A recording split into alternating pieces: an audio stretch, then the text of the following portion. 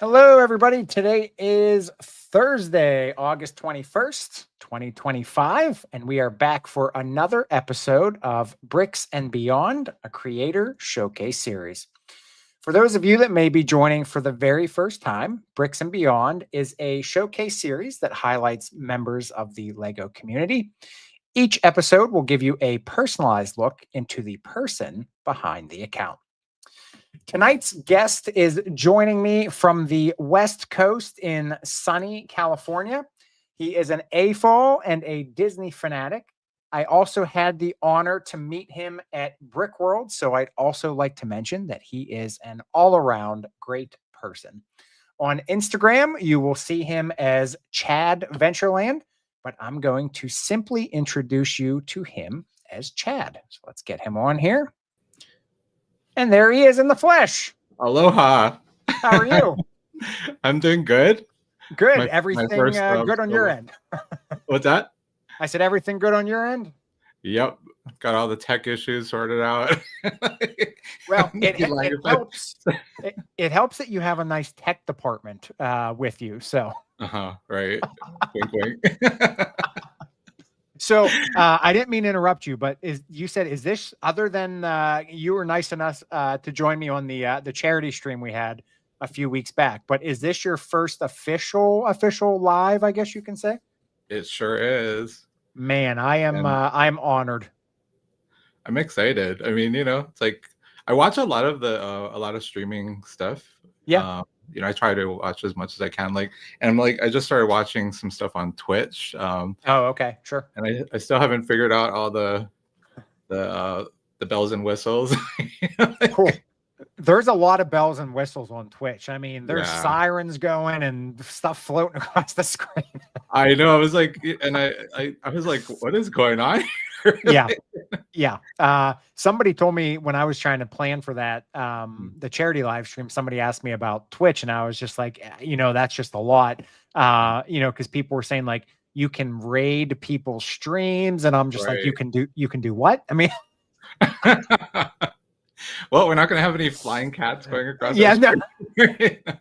Sorry to disappoint everybody. I don't have any fun stuff flying across the screen. However, so not only is this Chad's first, we'll call it official live, you are actually the first person that I have a piece of photographic evidence. Unfortunately, not from the Lego side of things, but something else that you are very fond of. We do have some photographic evidence of you as a kid. So we will share that later, but I appreciate you sending that to me because this is a newer thing for me to ask people about pictures of them in their childhood. So I thought it'd be really neat for people just to kind of get to see this side of people, from when they were growing up. Hello to Mandy out there, and Christopher. You're we'll let Chad answer that question.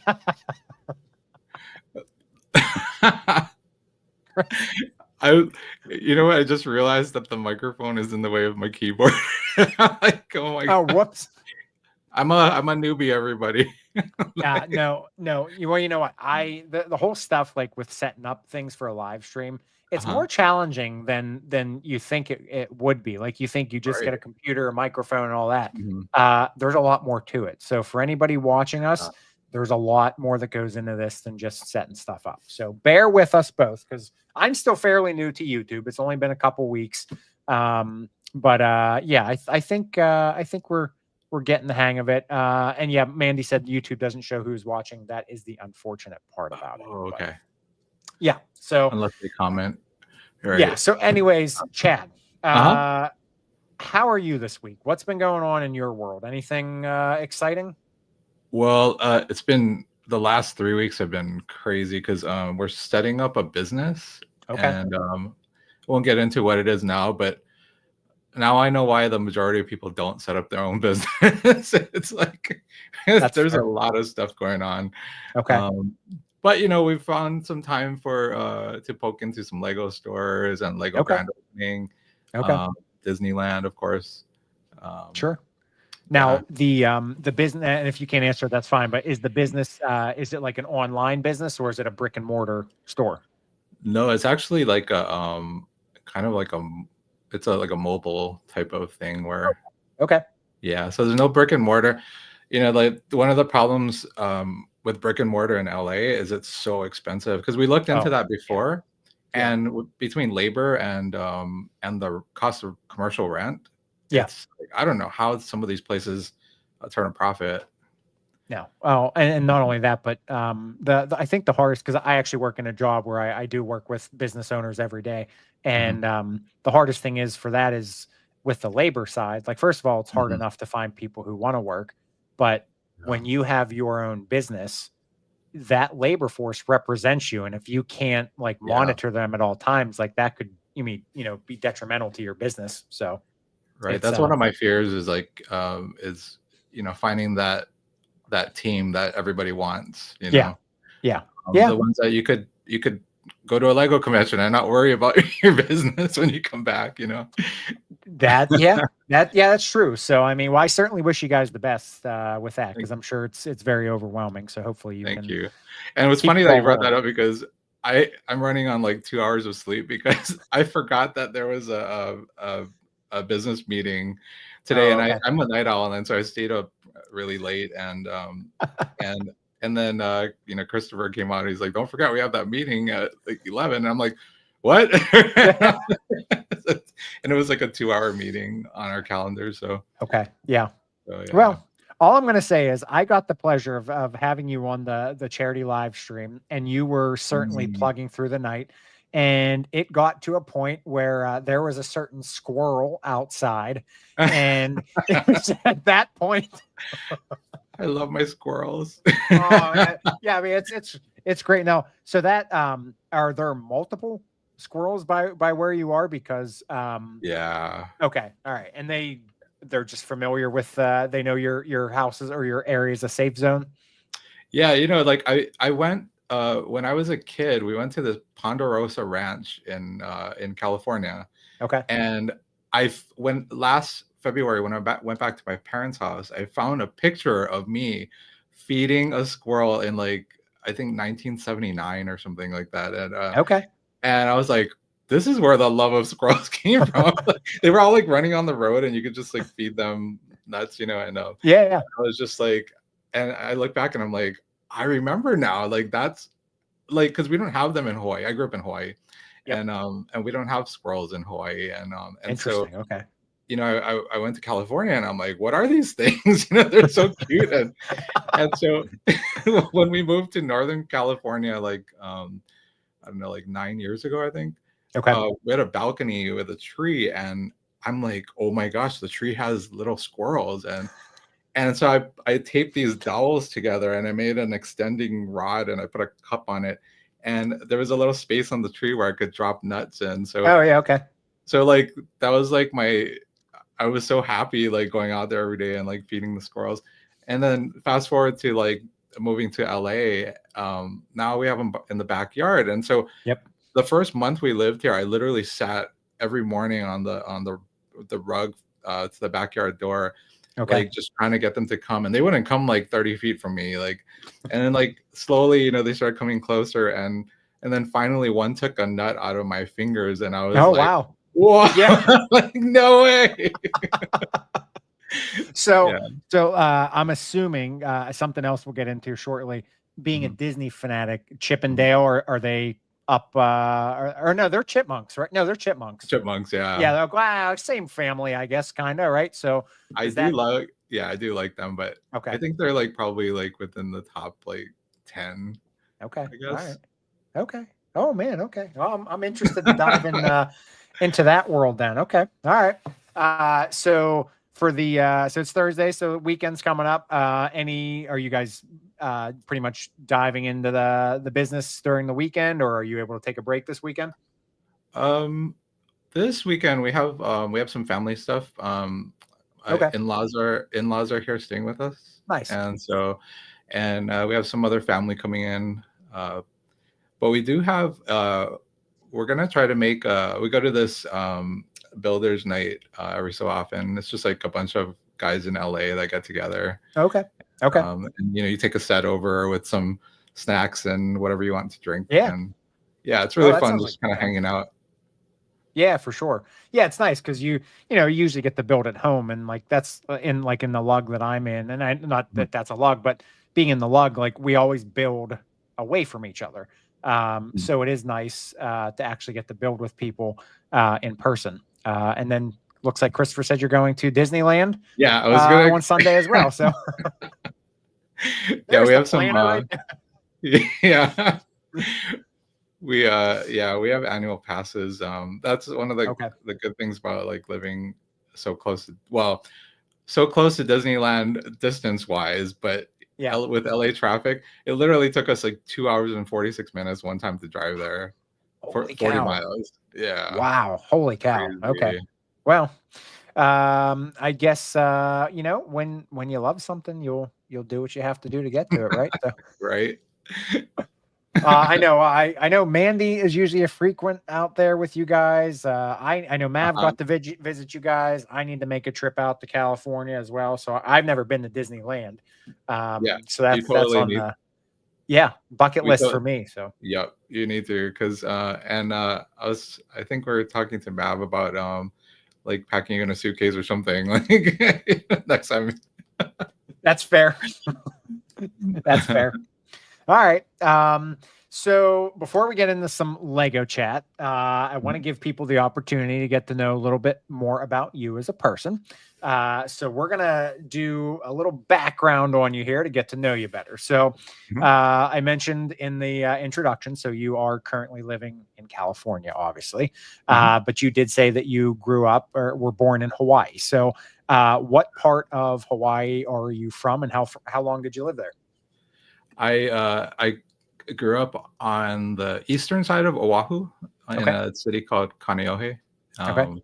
So basically, if you come through like any of the mountains from like the like not just the Honolulu side actually, but anyway, when you come down, it's really beautiful because it's like down. It's my city's like in a volcano crater actually. It's Oh, like wow. kind of Interesting. eroded. So Okay. there's like a beautiful mountain range, and so when you come out through the tunnels and you look down below, that's like my hometown down there. Oh, I bet you that looks pretty then. Yeah. So And how long did you live there for? I moved away when I was 26. Oh, okay. So long time. Yeah. Okay. Now, what was did you have a reason for going at that point, or just kind of?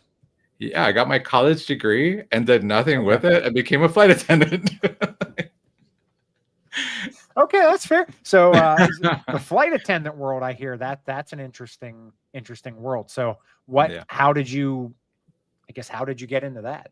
You know what's funny is I found a paper from when I was a kid, and it says like, what do you want to be or whatever, and I put in a flight attendant because we had gone on this really awesome trip when I was younger to the East Coast, and I forgot about the paper until like years after I became a flight attendant. Okay. But like when you grow up when you live in Hawaii, you know a ton of people in the travel industry because that's like our main Sure. industry, right? Yep. And so just so happened one night after I graduated from college, there were like I would say like 7 of my flight attendant friends were in town the same night, and we had all I had gone out with some of them to a bar, but then other people started showing up, other flight attendants started showing up, and I still remember they literally formed like a half circle around me. And they're like, dude, you're not doing anything. Like, you're taking your break from college. Like we go here and we go there, whatever. And so finally I was like, okay, let me just look into it. And Okay. I literally went home online and found out that United and Continental were both hiring. Oh, wow. Okay. And so I just got my resume together and I had to get like a suit. And when you live in Hawaii, like you don't know a whole lot of people with suits. Yeah, Like, yeah. I was gonna say, yeah. Yep. Polo shirt is like dress up for Yeah, yeah, yep. Yeah, And, Hawaiian shirt, right? yeah. Yeah. Which is funny because there was a guy that they told you dress in like business casual, and there was this guy that came in and sat at the first orientation or the cattle call, and he had like an aloha shirt, shorts, and slippers on, Oh, that's or flip flops, I guess. And so this girl that I was sitting next to, like, we kind of looked over and we're like, yeah, he's not making it. And he didn't. yeah. Oh, well, yeah. I mean, So that's how it started.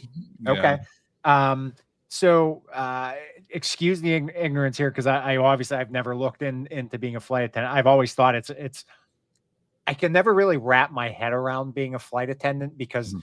the thoughts of like how much you can travel or where you can travel to in one day, my mind just doesn't comprehend it. Like, you can be all the way across the globe and then come back, and it's just it blows my mind. So how Mhm. long did it take you from when you got the job?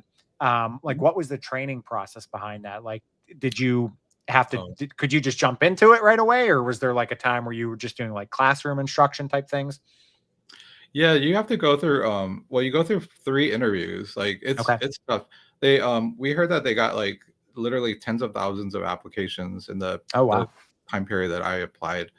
And they only hired like a few thousand, I think. Okay. And so it's pretty tough. Like you go through um 3 kind of intimidating interviews. They want to Okay.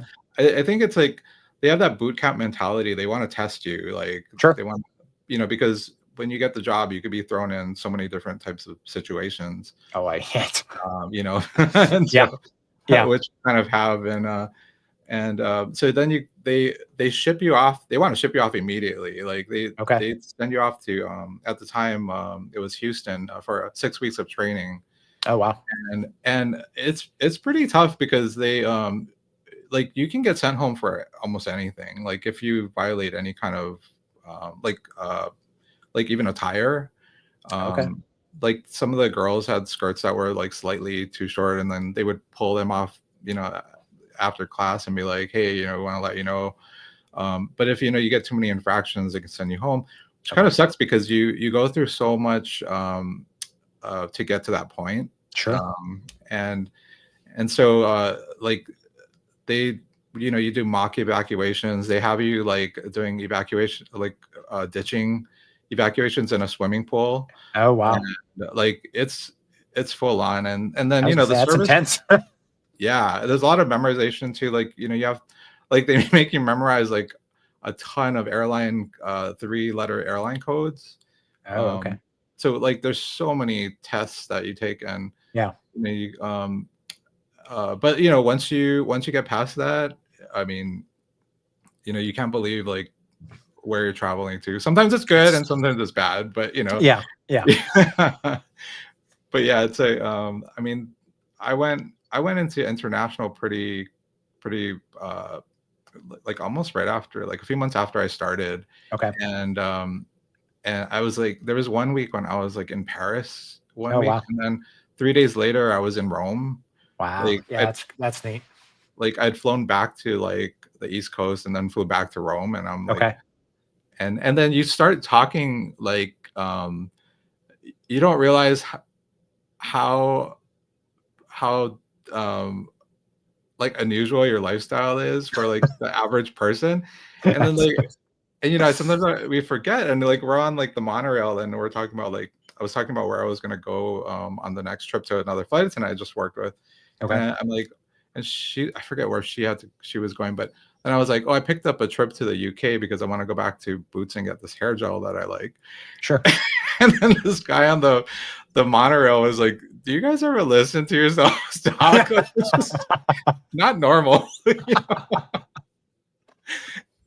Oh, that's funny. Well, I mean, yeah, I mean, you spend so much time, I mean, that's a lot of travel. I mean, and it had to be like tiring too, I can imagine, Yeah. like doing all that. But Mhm. I mean, it would be I mean, and you did it for, what'd you say, 23 years? Yeah, 23 years. That's a lot of travel. I wonder how many miles you flew. I wonder that, like, I wish I had kept better track Yeah. of, you know, Yeah. but Yep. we didn't have like we didn't have the electronic or the resources we have now Yep. back then. I mean, there was a point where we were like on these like the old school computer screens. Sure. And we actually had like um paper file. Oh gosh, rows of paper files, and like, you know, you had to check your file every day, every time you went to work. And wow. Yeah. Well, times have changed. That's for sure. So, Yeah. all right. So then you moved out of Hawaii 26. Now, did you go straight to California? Yeah. So you graduate from training in Houston. They send you back home, give you like a few days to gather up your stuff, and then they ship you off to whatever base that. Sometimes you can kind of choose, but I think most times they just send you where they have openings. And so I got sent to New York. Well, New York, New Jersey. Yeah. Yep.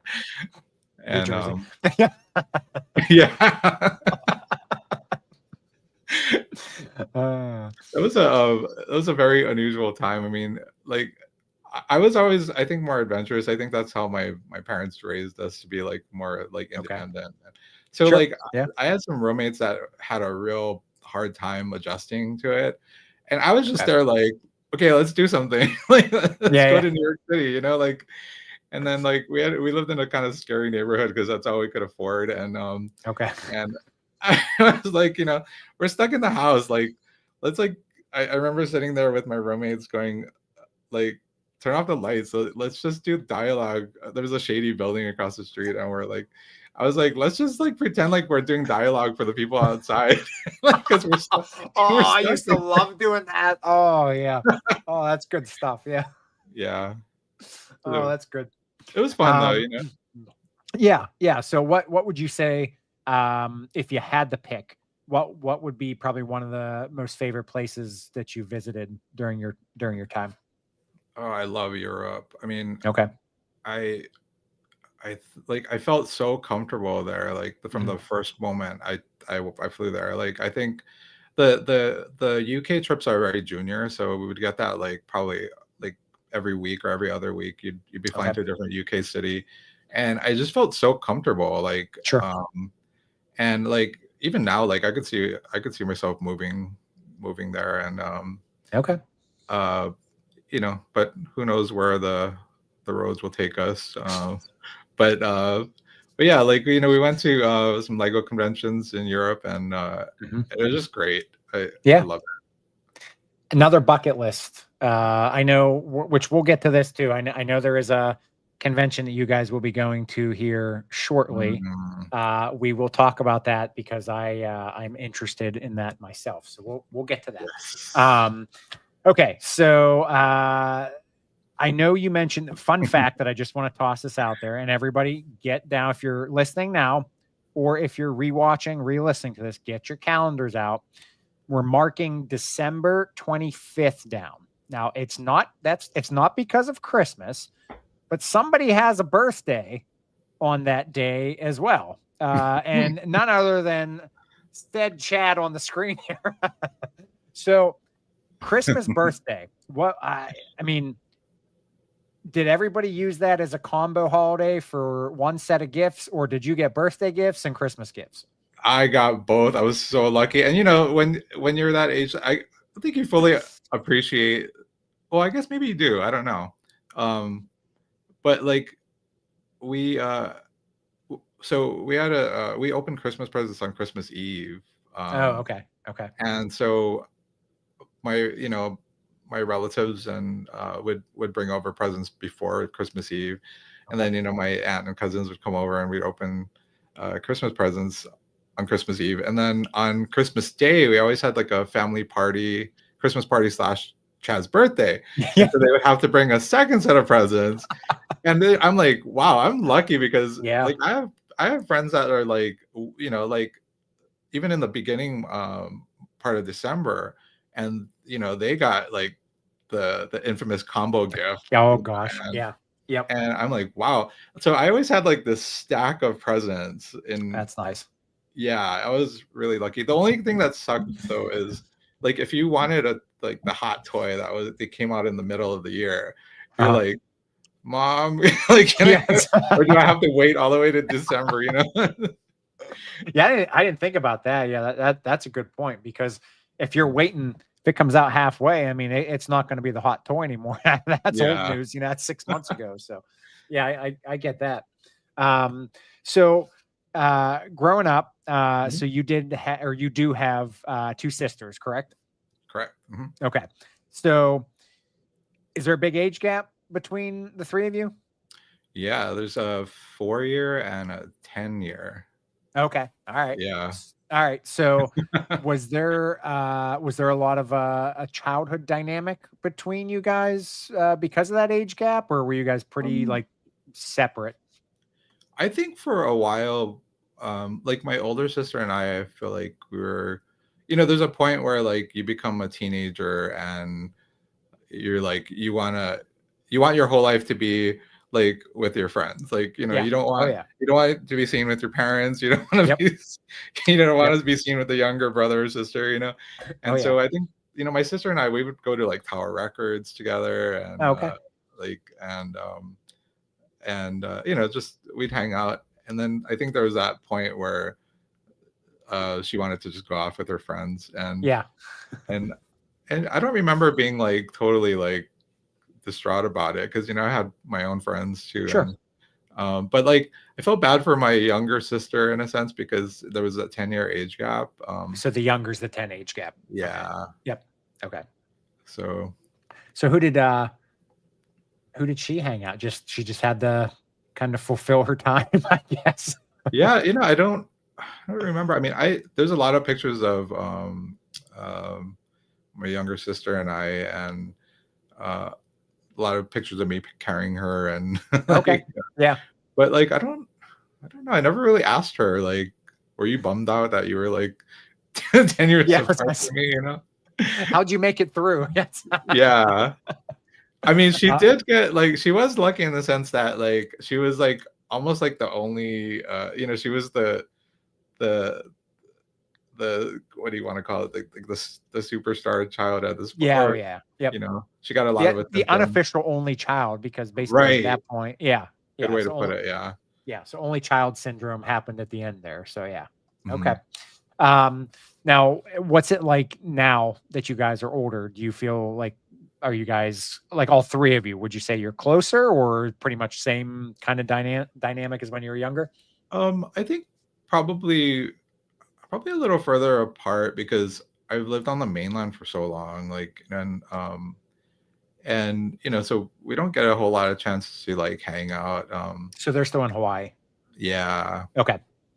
Yep. Okay. So Well, I mean, technology, I mean, this is what I'm saying. Like, we're sitting here talking mhm, face to face halfway across the country, like it's nothing. So I think that's definitely a big thing in our lives now where, mhm. yeah, it's not the same as being with them, but at least you have instant access to family or friends pretty much, whenever you want it. Yeah. Which definitely makes it easier.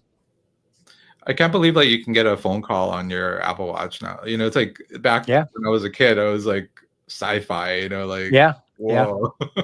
I mean, I still think we're behind where we should be because Yeah. I can't. I think is it the Jetsons where in like the 2020s, like there should be like spaceships and these massive sci-fi towers and cities and all that stuff, Mhm. and we, I don't know, we're somewhere. Yeah, no, I feel the same way. I do like I want to see like, it's like before I die, I want to like see us like, with these anti-gravity engines and like, Yeah, with like video coming in from like another galaxy and the wormholes and all. Like I love this guy Michio Kaku. He's I don't know if you know him. He's like I think theoretical particle physicist, okay, and I got so excited. He actually came to Northern California when we were living up okay, there, and I okay, got so excited because I watch him all the time on online. sure, And what I love about him is he has like the best like his mannerisms, his like tone, the words he uses to explain all this science talk. Like I just love it, and I'm really interested in that all that kind of stuff, like even like UFOs and oh gosh, possibility of like they're in Miami right now. Did you hear that? I saw the video. I was like, and I don't believe everything. Though, like I watch Ancient Aliens, and I'm like, there's times where I'm like, oh come on, guys, Yeah, like really, like. But I find it yeah. fascinating, the possibility, and yeah. So I Now that I'm thinking about it, doesn't Christopher have family in Florida? He so his parents have a house out there. So That's right. Yeah, he needs to get the inside scoop. Are there aliens down there, or what's going on down there? like check the security cams. You know, like, oh man, that's the one thing that I love the instant access to everything, but it is such a horrible thing too. I mean, the thing that I always laugh about with these UFOs or any of that kind of stuff is if the stuff was real, why are we taking footage from a 1990 Nokia phone? Like, where are the iPhones? You know, where's the Google Pixel phones? It's just never there's a right. That's one of my that is one of my questions, because I watch these shows, you know, and it's like, I'm like, come on, people, have you not heard of like a tripod? Or like, I mean, I know like you have to plan for that, but there's people that literally go out there and wait all night to like, you know, and then you see this video like when there's like a light, but then there's no frame of reference from like a mountain or like a tree. So you're like, are you shooting the sky and just moving the camera? Like I mean, even if you have a 5-year-old phone, you can capture things in good quality. I mean, this stuff is grainy and it's about like, I don't even know what to call it. So, I mean, to me, that just says it's baloney, because I mean, we all have instant access to phones now, and we shouldn't be, I don't know. I don't know. All right. So you were talking about the interest in, so the sci-fi and all that kind of stuff. And it also, I'm going to segue into, not that it's exactly sci-fi, but the Imagineering aspect of an interest that you have, which leads into Disney World, Disneyland, Disney in general. Disney fanatic, correct? I'd safe to assume. Okay. Yeah. All right. So well, first of all, you've been to Disneyland because you live close. Now, have you been to any of the other Disney parks around the world?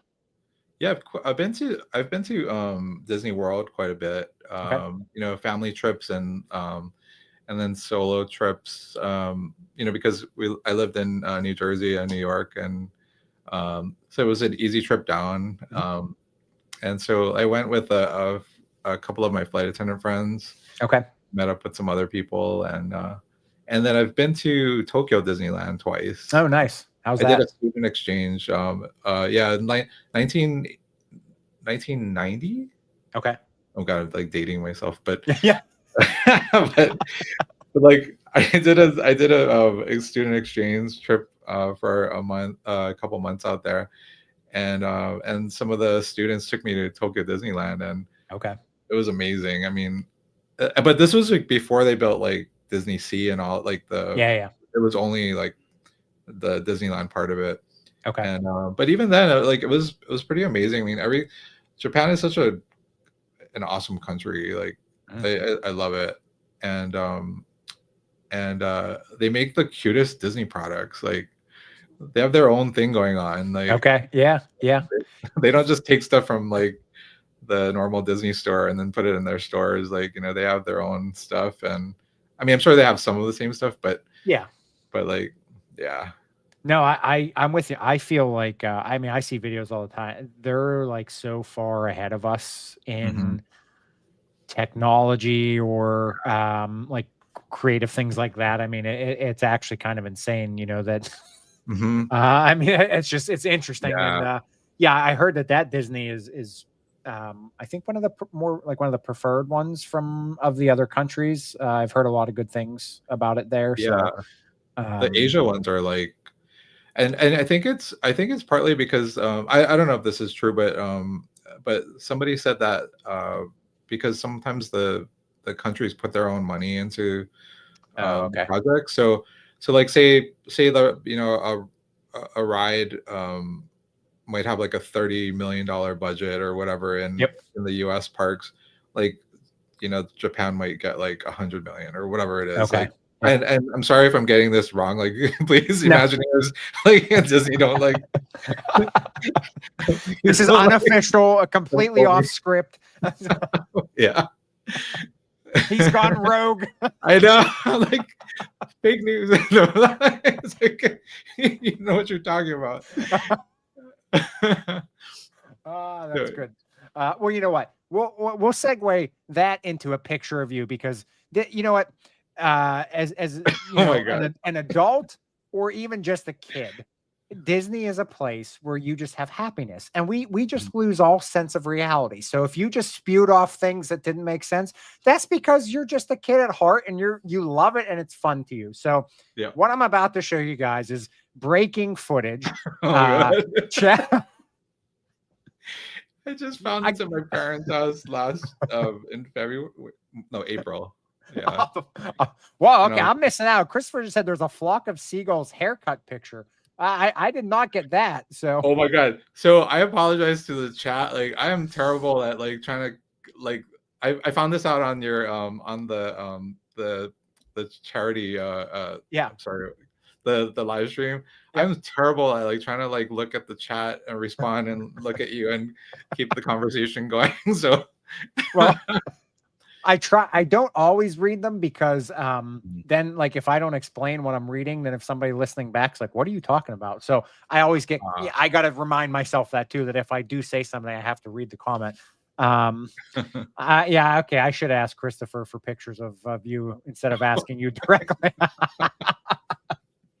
Well, so I'm gonna share. Didn't everybody have flock of seagulls? Christopher, you might want to send that one to me regardless, just for God. after the fact, because I need to see this flock of seagulls here. All right. So here is the first ever picture shared to Bricks and Beyond of somebody as a child. Now, again, this is not in the Lego world, but since Chad is very into Disney, this is Chad when he was little with Disney related here. Oh, so boy. Here we go. We're gonna spotlight this here if I can figure out. Look at that. There he is with the Mickey ears and all. I think that might be my sister's Minnie Mouse. If I can zoom in the picture here. Oh, of course I ruined it here. Where did the picture go? Well, it was there. Well, I guess we'll stick with that. So there he is with the Mickey ears and all. So yeah, it started early. Oh, that's good stuff. So yeah, but so Disney from a young age, obviously happiness. I know for me, like when I go to Disney World, you kind of just like you escape from reality. Yeah. And it's just you're in the Disney realm, and it really is a different place for sure. So I don't blame you for enjoying it. I love the ecosystem or whatever people call it, like that, like I don't even know if ecosystem's the right term, but like, yeah, that world, like, yeah, yep. Yep. Yeah. It's a wonderful place. And like I said, I haven't gotten to experience Disneyland, but I've gone to Disney World a few times in my life. And you really just like, you forget reality when you're there. It's just like, it really is the happiest place on earth, as they say. So. Yeah. I mean, I never get tired of going there. I mean, occasionally I get tired of the heat and, and the busy days, but like, all the details that go into making this world, like, and there's so many like hidden details that I probably don't even know, like, and then you find out about it and you're like, oh my gosh, like I can't believe I didn't see this like until now. Now you did have an interest in working at or with Disney, correct? Oh yeah. I wanted to be an animator, because I like to draw. I like to think I'm a really creative person. Like I would come up with whether it's like something mechanical or like claymation or drawing like anime or whatever. I think that was one of my problems is I couldn't focus on one thing. Sure. Yeah. Like I was constantly trying to do all these things, which and so I wanted to be an animator, but then when I found out about Imagineering, that was like that's still to this day, that's my dream job. Okay. Like, all right. Like I would love to.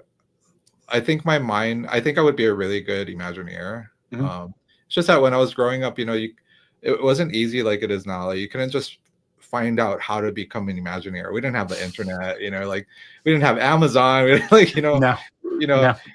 And so like I like when I found out Cal Arts was, connected to Disney, I think Roy Disney was on the board of directors too, and a lot of the animators went there, and Okay. um, and I I went, I think I went to the library to find out the address for Cal Arts, because Oh, wow. couldn't go on the internet, right? Yeah. Like, Yeah. and I literally had to handwrite a letter telling them I really want to go here. Like, can you please send me whatever? And then, it's like that whole process of having it mailed across the Pacific Ocean, and, Oh, okay. Yeah. waiting for them to Yep. get it. It was agonizing waiting, like, I would say like at least a month to get like Oh, anything yeah. back from them. Sure. And then, then I looked at the price tag and I was like, oh man. Like, but That's a deterrent. Yeah.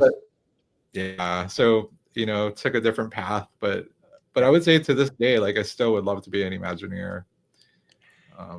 So you're close. I mean, you're now. So, well, I guess I shouldn't say it. So where are they based out of? Are they based out of the parks, or are they based somewhere else?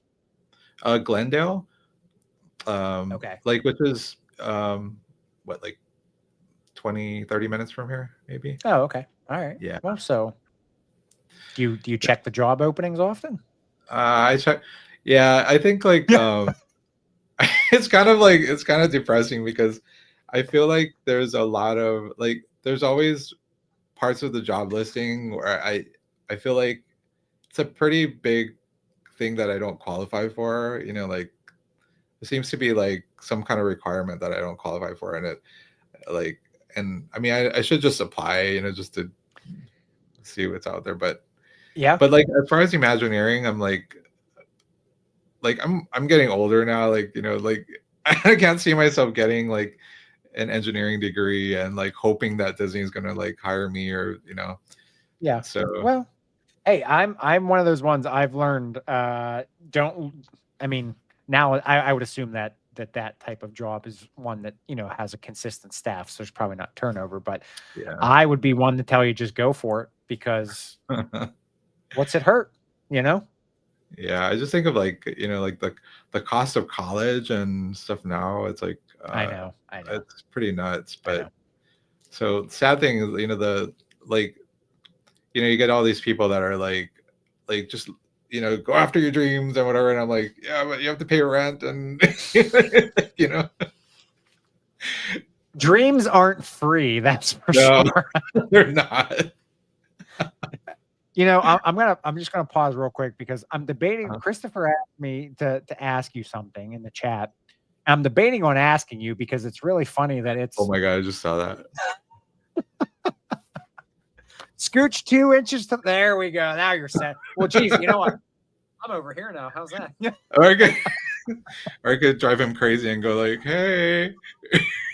Just start wobbling back. I'm trying to prevent myself from like swiveling, because no, I wheelchair, and I'm like, oh goodness. That's funny. All right, so let's chat about your Lego journey here. Mm-hmm. So let's rewind again. We're gonna go back to when you were a kid here. Did you have Lego as a kid, either in set form or bulk form, or any at all? I don't remember bulk, but I remember, I'm pretty sure it was my first Lego set. It was the original Yellow Castle. Oh yeah, okay. Yep. Yeah, I mean, I remember wanting that thing so bad. I'm pretty sure that I don't remember, unless I had Lego before, but that was the first impactful one for me. Yeah. Like, okay. But I remember sitting there on Christmas morning, just laser focused on building that set. It was so magical to me. Like, that, it's amazing, like, being in the 70s, and like, how magical that drawbridge was. Like, that you could lower it and raise it. And it was like, we had the family party that night, and I just sat there. I was like, everybody leave me alone, because I need to finish this castle. And I don't know how many times I like played with that drawbridge, and then and then that's when I think the love of minifigs started. Okay. And It's interesting that they're not directly related at all, but your very first love of a Lego set was a castle, and then we go to Disney, which has a castle. That's a focal point. See, this is why I love this stuff. This is why I love asking, because I always love to know, like, if there are connections between different points in like in interests or things, you know, that you like and enjoy for anybody, because I feel like everybody has like set things in their life that does really influence other parts of their life. And so maybe it wasn't the castle of Disney, but I mean, it's interesting that the two kind of go hand in hand. So look at that. Yeah, your sticker is a castle. So yeah. I never thought about that, actually. The castle connection. Yeah, it's just that's how my brain. That's why, like I said, that's why I love these kind of questions, because it really is like a deep dive into you, and it kind of like it makes you think. And like now tonight, you're going to be sitting there all night thinking, like, I didn't know the castle had such an important connection. Right? Like, come on. I mean, we need to get this man a castle. No, but I never thought about the yellow castle and like Disney. I mean, like, but I do love a castle. Like, I love things with like little passageways and like caves or like dungeons or that kind of stuff. Like, I think there's like, it's so magical because there's all like these little hidden worlds. Like, I love that stuff. Yeah. Christopher said, where'd you go to high school? I'm assuming something with a castle. Oh my God. I didn't even think about that. I went to Castle High School. Look what I'm telling you. Look, no joke. See, look, I'm telling you. I'm telling you. Blown right now. Welcome to Bricks and Beyond. I bring the beyond. See? Oh my gosh. That's crazy. I know. It's putting the funny. Pieces together. Yeah, it's funny. It's funny. So, all right. So the castle, obviously, do you have maybe not? Well, actually, let me just go with this. Do you still have that original castle? No. The sadness. There's a story. I had the castle, and I found the castle at my parents' house, and like, I think I forgot about it during the dark ages, and and then I had, after I moved to the mainland, I didn't have room for all the stuff I had at my parents' house, so I still had a whole bunch of stuff, and I went through a box, and there were like some of the pieces were like out of whatever container they were in, and I was like, oh my gosh, like the original yellow castle. So I cleaned everything off, put it in a Ziploc bag, and I couldn't take it back that trip. And I like kicking myself for not doing it. Foreshadow. I know. And then I forgot about it. Then years later, I go back and I find these guys. Okay. Yep. Okay. And I'm like, what are they doing outside of a package or whatever? And I'm like, oh no. And I go through the box, and there's like a whole bunch of the minifigs and one flag sitting there in the box. And what's on that flag? My crown. Okay. I thought it was a castle there. I was like, oh man, this furthers it. Okay, so it's a crown. Okay. But and I was like, oh no. And then I come to find out my parents had given the castle, or just it was part of like a donation, and but I don't want to put like the guilt trip on them or whatever, and I'm trying to look at it from, be positive and be like, okay, at least these guys survived. And I have like, let's see, 1, 2, 3, 4, 5, 6, 7. So I have 7 of these guys, and then one of the white ones. Oh yeah. Okay. Yep. Nice. So, all right. So then, is this like is this a project for you? Will you try to either buy a castle or piece one together? I mean, I would like to, but it's the space, especially in LA, like, Yeah. I mean, you're lucky if you have a Lego room in LA. Yeah. Rent is so high. So, the space thing is always like a concern because, Sure. but I would love to build a yellow castle. I would love to have the original. Yeah. Yeah. Yep. Yeah. Well, I Yeah. mean, it's got a, it's got a, I think that's a justifiable purchase, because it's got a story and it's castle. So I'm completely on board for you to get that. So, Oh my gosh, I just thought of you're getting my mind going now, and I'm like, another big thing in my childhood was He-Man and like Castle Grayskull. oh yeah. See, Oh, I just love castles, like apparently. any Lego can be justified. That's Chris. Yes, that is fair. That is very fair. If Dora the Explorer had a castle, I'd be into Dora Explorer probably. Oh, that's good. Hey, well, I mean, she did a lot of exploring, so I'm sure there's probably ancient ruins of a castle she probably came across. So she might have a secret castle. All right. So, as far as your current Lego journey, so are you a set builder, a mock builder, or mix of both? I think I'm mostly a set builder, definitely. Like I love my franchises. I love like pop culture and all of that stuff. And but I think I'd be a good mock builder. I just it's just a matter of like not having a Lego room and having the parts easily accessible. And I mean it is honestly kind of a pain in the butt to like take out the parts. And because I have them like in like bins that are in like a credenza type thing, and sure, yep. And I have a lot of parts. Like I could probably build something really awesome, but and I think like something will come up and I'd be like, oh, how come they didn't build it this way? Like they should have used a snot brick with this, and whatever. Yep. And in my mind, like I can see like the way that I want to build it, like the techniques that I want to use to solve something or to build something. And so I think it would be a really pretty good mock builder. Okay. Well, I do have some projects in mind. Like okay. I have a space mock and a haunted house mock that I want to build.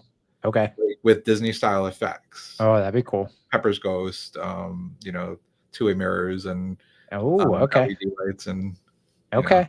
Oh, so you're just not mocking, like you're doing it big, like we're I want to do like I just love having those little worlds and like and enhancing them with technology and like leaving a lot of LEDs. Yep. I know I've been doing some more mock building recently, and when we were talking the other day, I mentioned you like building a mock is like I love building sets, but when you build a mock, I feel like you just get so much more.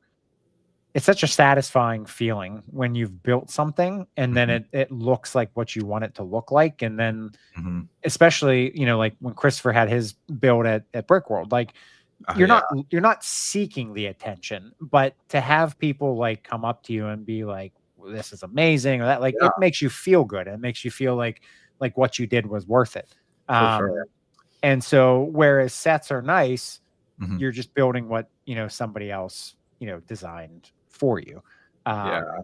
So yeah, I mean, I support that too. I mean, I'd love to see that especially with all the things, that you're good at doing, with the special effects and all that other kind of stuff. I think, you can make some good looking stuff there. So yeah, I've been collecting pieces, but it takes a long time to like, I'm finding that out. It takes a long, unless you place like a, giant bricklink order or pab order or something like, but even then they don't have all of these cool little parts that really like that really make the build interesting, like the details, these weird little pieces that you find at like a bulk table or something. Yeah.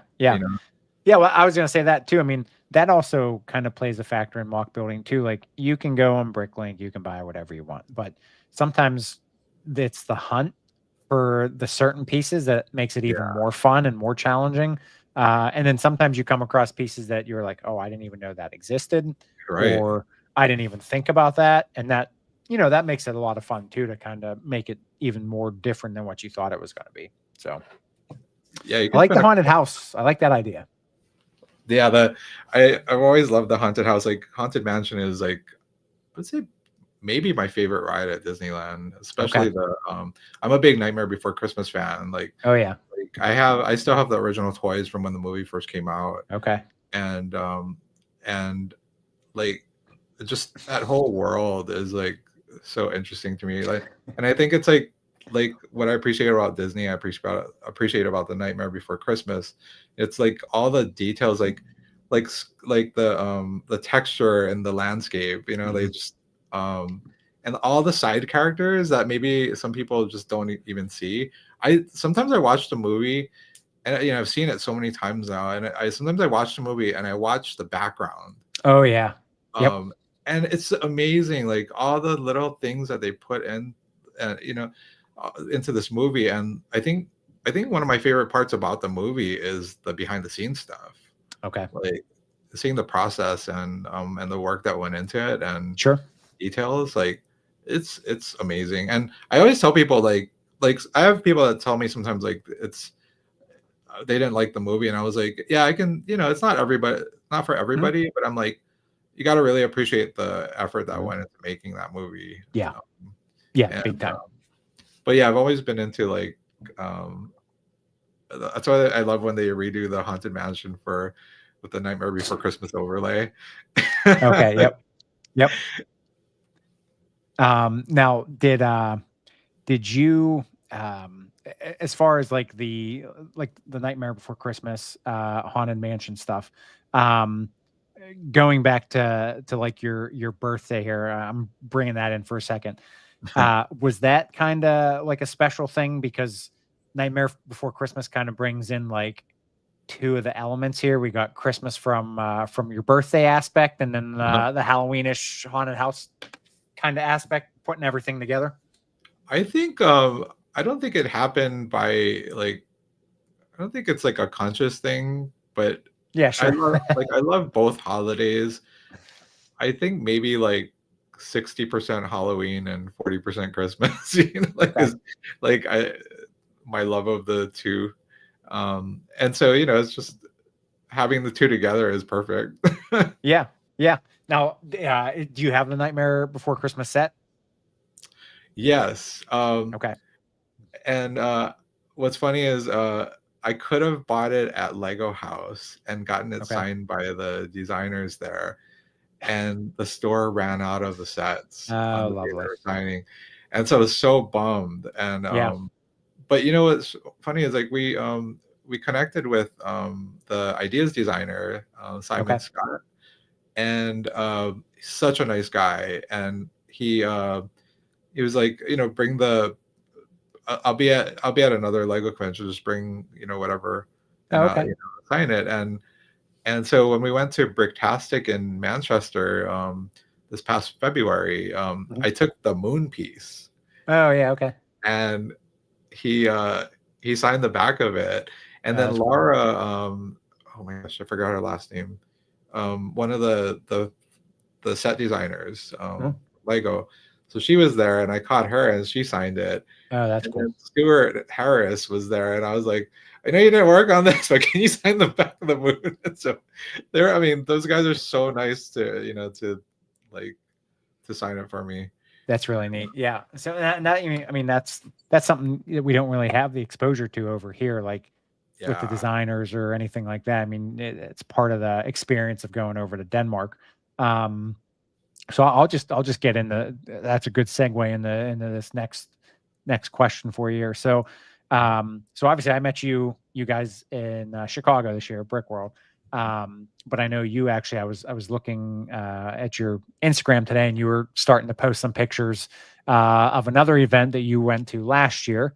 You are returning to again this year. Scareback. Is that how you pronounce it? Yeah. Yeah, that's how. Okay. Yeah. Yep. So now, do you just want to give the story? Like, how did it, that last year was your first year going there, right? Yeah. Okay. So do you just want to give like an overview of like how that all came about? I don't actually remember. I think Christopher might have put on like a video of one of the influencers going to Scareback, Okay. and I think that might have been how it started. I mean, he can correct me in the chat if I'm wrong, but you know, that got the ball rolling, and then next thing you know, we're booking all these, you know, our airfare and like Yep. everything for the trip, and it was the most amazing experience. It's like Okay. it's in the middle of nowhere. Yeah. Like, you know, it's like it's an hour away from Lego headquarters. Oh, So wow. like Okay. some people think it's like right there, you know, like That's what I thought. Okay. So it's not. Okay.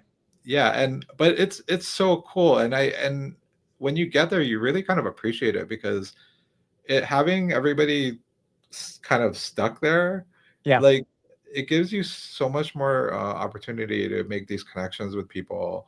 Yep. You know, like at Brickworld was amazing. I mean, I had such a great time at Brickworld, but it's a totally different show. Like, you know, you have half of the attendees like staying at cabins that are literally on the same grounds as the event center. Mhm. And so, you know, throughout the day, like you have people going back and forth to the cabins or like, hey, you want to come back? You know, like whether it's like lunchtime or like 10 o'clock at Mhm. night, you know, like you have people like there's such a great community out there and everybody's so welcoming. Yep. And so you find yourself going from cabin to cabin. Although you know, we stayed with we connected with Dan Mhm. 2K Falls, Yep. and he was staying in a cabin, and so we went there to hang out with him, and his cabin mates were like so welcoming, That's and nice. that made, you know, they said that we made the trip really fun, but they made our trip just as, I mean, Yeah. probably more fun than it would have been. um and you know, it kind of became like a base camp for us in a sense, and you know, so we really appreciate them letting us like hang out there, and then and you know, at night kind of wander off to like a few cabins and Yeah. just Yep. meet people from all over the world. Sure. And so it's not just like, okay, we go to the, you know, like a normal Lego convention where you just go to the hall and then everybody goes back to their hotels or goes home or whatever. Like these people are there for like the whole weekend. Mhm. um and so yeah, like and then like you have like Lego designers walking around, and That's neat. I mean, and the mocks were insane. I Oh, I bet. mean, and then you know, you have like they even have an auction, because you know, it's all fan driven, and Okay. they don't charge you for the tickets. Oh, wow. That's nice. Yeah, and so like they count on, I don't know if they have other sources, but they rely on the auction to raise a lot of money for the next Okay. year. Okay. And then, uh, but yeah, I don't know if I'm forgetting anything, but like it's just an amazing experience. Well, I'm excited to live through you guys this year because I wasn't that when that event took place last year. That was right before I got on the whole Instagram scene, so I missed that whole thing last year. So I'm interested to see it through you guys this year, and then you know, kind of play it by ear next year because I was looking into it. I mean, it looks like a really like an amazing time. Um, Mhm. but speaking of Brick World, I know, you know, I got you know, Mav and I were pretty much together most of the time. Mhm. And we only got to hang out with you guys a little bit at like Brick World and then at the one, the Bricked app event where we got to hang out with you guys a little bit. But we said next year that wasn't good enough. Like I'm already saying that Uh-huh. wasn't good enough. You mentioned karaoke. Karaoke's happening Yes. next year. I mean, that has to happen. But yeah, I think like this year, this was my first big Lego event, Brick World Mm. this year, and like Oh. I loved it, absolutely loved it.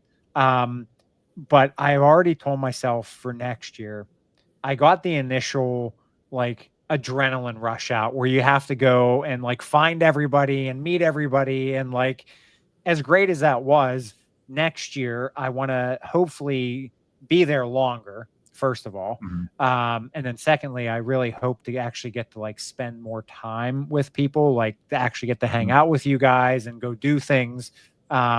because that's what that's what this is all about, is making the friendships and the connections, and Yeah. then getting to enjoy things with each other. So I remember having a talk with Greg, London Bridge Brick, and about I think we're at Bricktastic, and I was talking to him about Scareback, and I said the community, friendships and all that are the best part about it. Like, I mean, I love seeing mocks, and I love going to the panels and whatever, but have of meeting AFOLs from around the world, and like and these connections, and even like when you're not talking about Lego, like just these having a new friend, like and that's one thing one piece of advice I'll give to you, not from going to Scareback versus like Bricktastic and Brick World. Like Scareback was my first Lego convention, like major Lego convention, like and it's so different that you like, because you have so much time with these people. And then I went to Bricktastic, and at the end of the show I was like, oh my gosh, like I don't have enough time.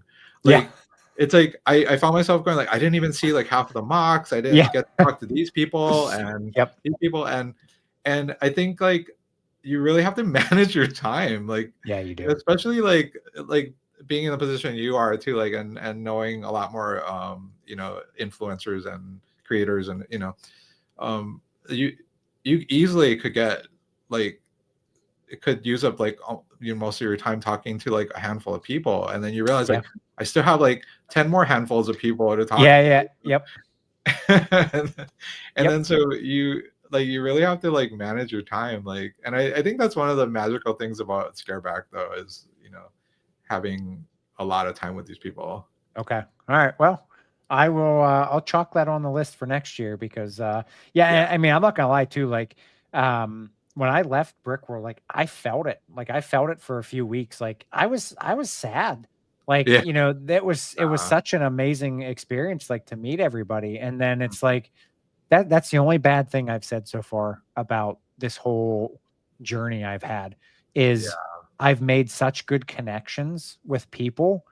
And why can't I live close to you? Like, why are we all so far away?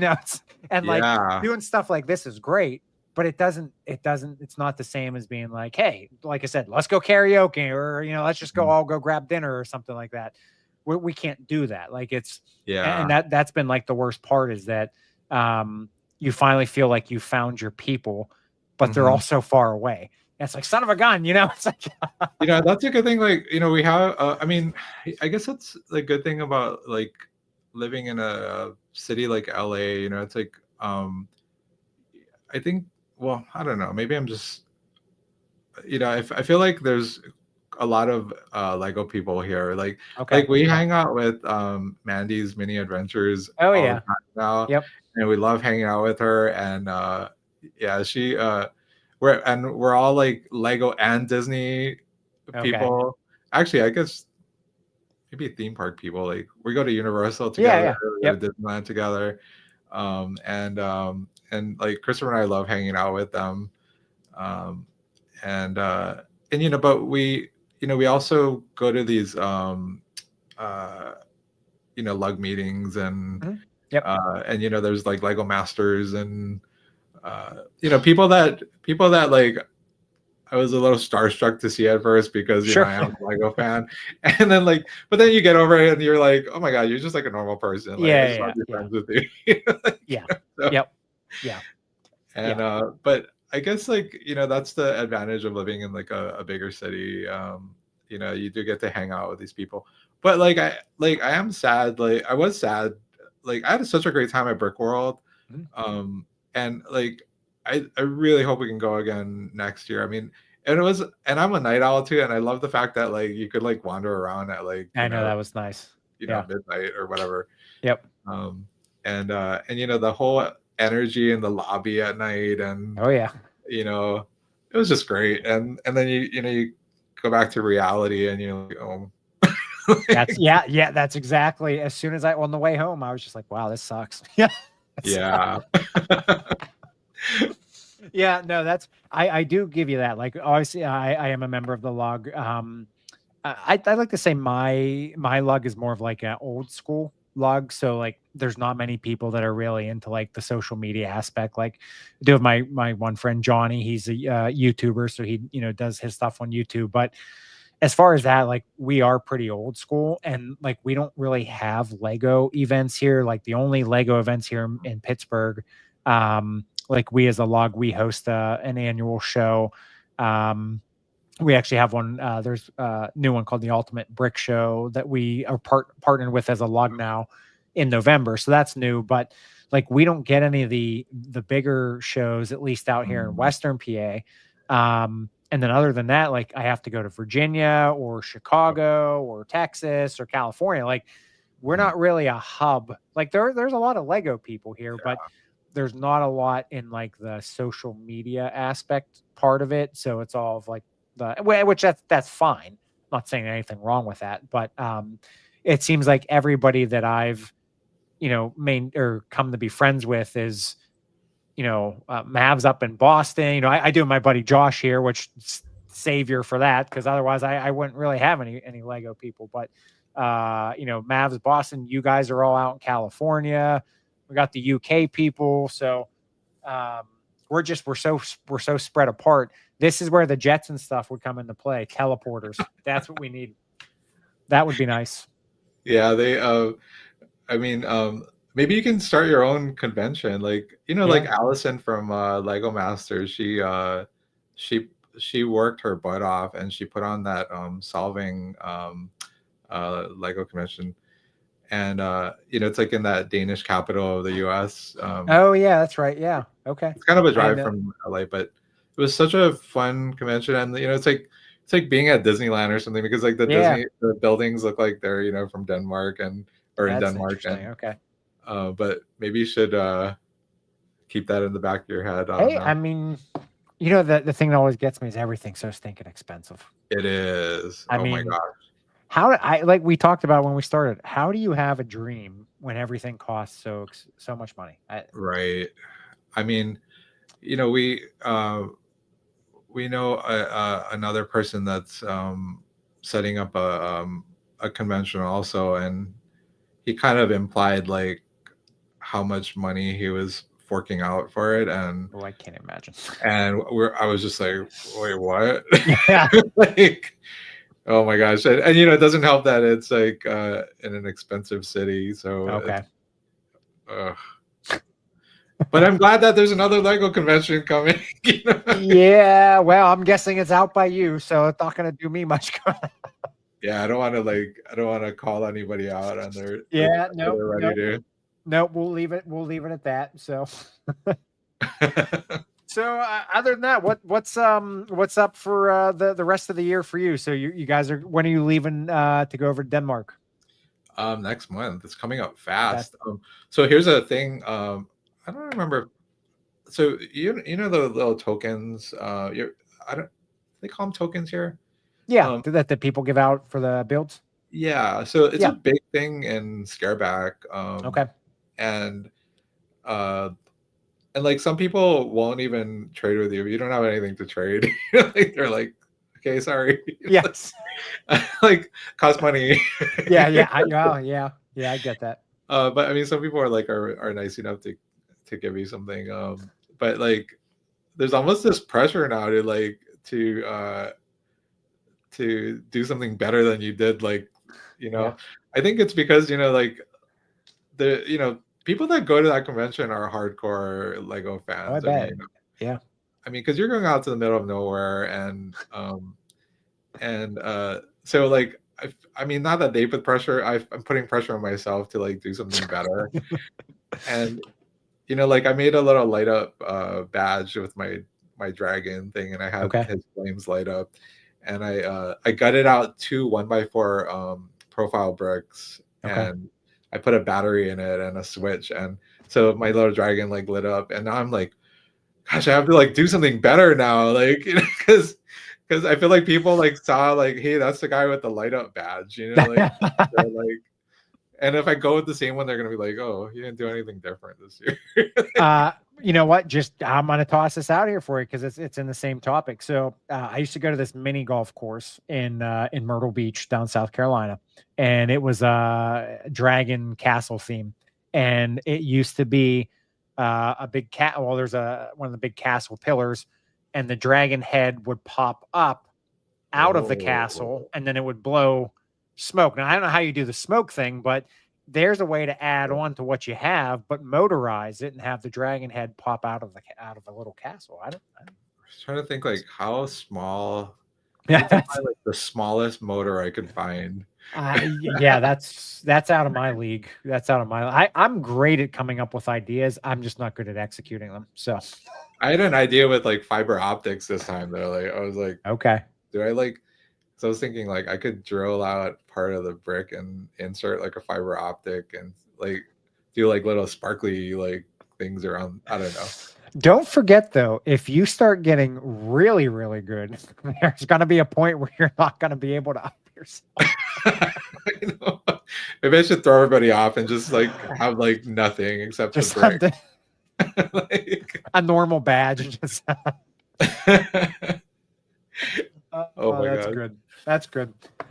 So you said so that's in September, and then how and again, I don't want you to have to go in any details that you so don't, if you can't answer, that's fine. But how does those plans all factor into like with the business starting? Is that everything's going to be okay there, or still to be determined? Yeah, I mean, we have to I mean, it's probably not ideal, but there's nothing like critical at that point, I think. Yeah. Okay. I mean, we probably should start making money, Sure. sooner than later. but this thing has been planned, and I tell you, like, as awesome as Scareback is, it is the most stressful trip you'll probably take, because you are flying like all the way over there, and they don't have enough tickets for everything for every single person going. It's a relatively small convention. I think it was like, I don't know if they still limit it to 1,200 people. Oh wow. And so like there's only like, I think, enough cabin space for like half the people. So you have to put yourself into a lottery, and then so everybody else has to find like hotel rooms or Airbnbs. We did an Airbnb last year, which was actually not bad. It was like a really modern place with on a farm, but the place itself was really, really nice, and it was cheap and 15 minutes away from Scareback, and but yeah, it's like they have AFOL Day, the Thursday before Scareback Fan Weekend. Okay. AFOL Day is amazing. Like and knowing how amazing it is, I would be so disappointed if I didn't get a ticket for that. And they only give out like about half tickets to half the attendees. Okay. And, I mean, and they close off Lego House just for those people. Like that's nice. 600 whatever people. Yeah. They have like special minifigs at the Lego store there. You get to get your boxes signed by designers. You get to talk to designers. And then you also get to just do whatever is in Lego House. That's nice. You get to eat at that mini chef restaurant with the robots that serve your food. Yep. Yeah. So it's really stressful because everybody's there. Like when tickets go on sale for something, everybody's there like like calling each other like, okay, I'm ready. Like, okay, press the button. And like tickets go, like they seem to go out in like a millisecond. And yeah, but all right. But in the end, it's all worth it. Yeah, well, I know that. I was originally, I wanted to go to Denmark this year, but it obviously didn't work out. But that is my goal for next year, or at least the year after. So we'll see. So I'll keep an eye. Like I said, I'll live through you guys. And I see Christopher. So you said 1,200. Well, he was confirming it's 1,150. So. I'm trying to, oh my gosh, I'm sorry about the comments, everybody. I have such a hard time. Oh, to go back and this. Oh, that's sorry, cool. Mandy. Mandy's used to it. Mandy's used to it. I know she's one of our old faithfuls from Mavs in My Lives. So Mandy knows we can miss comments too. So I hope you can come because she's a lot of fun to hang out with. Like, yeah, yep. Well, I'm just gonna thank you again and Mandy again because you both were gracious enough to help me on the charity live stream. So Christopher as well. I almost forgot Christopher there. I apologize. Seriously, thank you guys for coming on to help me out because I was at a point where I almost was gonna pass out for the night, and you guys all swept in and helped save the day there because I was on my last legs there. So I appreciate that. Oh, we were so glad. It was just like hanging out with friends, so it wasn't like it was enjoyable for us too. And it's funny because I told a couple people after I said I got that same post Brick World feeling like when the live like all weekend I was like, okay, we're gonna make it, and then when we got to that last hour, I started getting sad. I was just like, no, like I had so much fun with with everybody, and now we all have to go again. So I know I kind of didn't want to leave you guys. Like when it was when Martin was shaving off his his beard, and I was just like, oh, I know I really should go, but I kind of don't want to go. And I was like, you don't want to overstay your welcome either. You're just like, nobody. That was one thing. I was very grateful for everybody, and even somebody bought one of Christopher's dad jokes. That was funny. Other than Team B, I don't think we get any other hits on you. I don't think we got one on Dan, which that was disappointing because I really wanted to see. Oh man, what's funny is like, so I know we told Team B that like we'd send a video, and we did, but those guys they crack me up. They're like putting this guilt trip on me every so often, which is expected. And I told them like, okay, like when we go to Bricktastic next year, I'll do like a karaoke night with you guys. Okay, all right. Which well, I'm sure somebody will be there with the video camera. So I'll do some share. Well, Chad, I don't want to keep you any longer because I know you guys have family there, but I really appreciate you taking the time to stop by. Thank you for sharing that picture as well from when you were younger. And I do want to see this seagulls picture. Oh, gosh. So. I knew when my mom had it on the living room, it was going to come back to haunt me. Christopher caught what's the word? He focused in on that really quickly, and then next thing you know, it's like there's a picture of it on his phone. I would have never guessed Christopher would have the to pick out thing. Like he knows what he's doing, so he's very detail oriented. So I would assume that he would know what he's looking for. So for sure, yeah. But yeah, I'd love to check in with you later. Later on the year. See, I know I told Christopher that maybe we can get you both on at the same time next time. See how things have been going for you guys, and see how the trip in September goes, and go from there. You know what we should do is I don't know if it's too much for you, but we're going with Dan. So I don't know if 4 people is too much for you, but I'm just throwing that out there. I can have up to, I think it's up to 10 people on the screen at one time. So not technology wise, more personality wise, like the four of us together. Well, I tell you what, you sneak peek because somebody you just mentioned is going to be here next week. So we'll just. I didn't want to say anything, but yeah. So that's all I'm saying. I'm not giving any names, but no, we're not. We'll see another dynamic next week, and then we'll put the crew together here. I'm actually really looking forward to like watching this show. Oh, I've been looking forward to you, when I had Christopher on, and then when I actually got to meet you at Brick World, and I was like, this is going to be great. And then I really never got to even interact with Dan before, and then getting to meet him there, I love the personality. Like that's me. I feel like I'm a bubbly type of personality, and I love people. Like I absolutely love people. You're gonna love Dan. I love doing these. So I'm excited to talk to Dan because just even when he hopped on the charity stream for that little bit there, I was like, all right, I got to get him on the show here. So awesome! I can't wait. and And I don't want to call anybody else out, but he told me there might be a chance we might get an appearance from somebody else on the screen, but we'll leave it at that. So, oh, now I'm curious. Stay tuned. Look, I finally plugged something to make people curious. Stay tuned next week. So, people, you need to tune in next week. Sorry. All right. Well, Chad, again, I really appreciate you joining me tonight. Again, I love, following you and Christopher. You guys are amazing people. I love watching the adventures that you guys, Disney, Universal, wherever. Great stuff.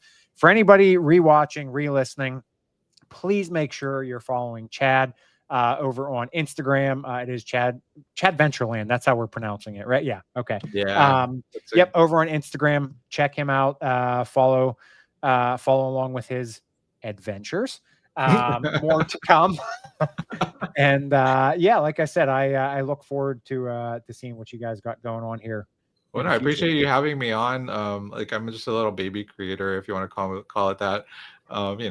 Just do my thing. My goal when I started these was I just, like I said, I'm a people person, and I wanted the algorithm on Instagram is not my friend, and it's not a lot of people's friends. And I said, I want to get people out in the spotlight because there are so many people that deserve to be highlighted, and they just don't get what they deserve. So that's always what my goal was for these, was to give people the opportunity to get, the opportunity to know people that maybe they haven't seen before, or that they've seen but don't really know anything about them. So if you're wondering who Chad is, here you go. You got a whole entire episode. So. Aloha. All right, Chad, hang tight. I'm going to take you off the screen, sign us off, and then I'll come back to say goodbye, and then that'll be it. So awesome. Hang tight. Thanks, everybody. All right. Okay, so that was Chad. Again, make sure you go over to Instagram, follow him, Chadventureland. Check out what they have coming up here. That is a wrap for tonight. If you enjoyed, please make sure you don't forget to hit the like button, subscribe, and hit the ring bell. Stay tuned for next week. Thank you for watching. And as always, if we brick together, we click together. See you guys.